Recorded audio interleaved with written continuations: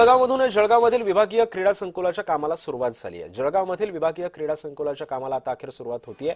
कुठलीही सूचना न देता शेतातून रस्त्यांचा वापर केला जातोय, शेतकऱ्यांनी हा आरोप केलेला आहे।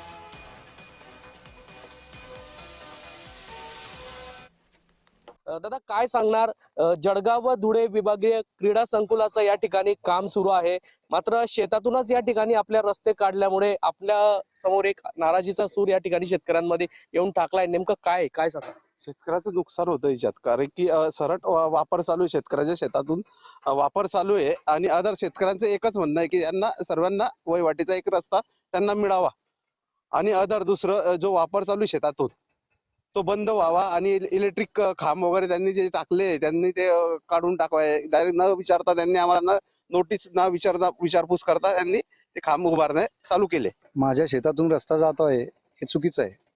मला कुठलीही पूर्वसूचना न देता माझ्या शेतातून सरलाट वापर केला जात आहे।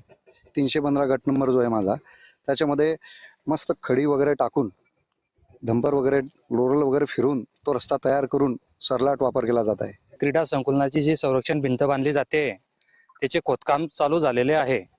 भविष्यात ती 25 ते 30 फूट उंचीची होणार आहे ती भिंत बांधल्यामुळे आजूबाजूचे जे मी धरून आम्ही 25 ते 30 शेतकरी आहे यांचा वापर कुठून आणि कसा राहील? मग यांनी शेतात यायचे कुठून आणि जो माल आपण तयार केलेला आहे शेतामध्ये पिकाच्या माध्यमातून तो बाजारपेठेत न्यायचा कसा, हा सर्वात मोठा आमच्या समोर प्रश्न आहे। जुगल पाटील, जय महाराष्ट्र न्यूज, जळगाव।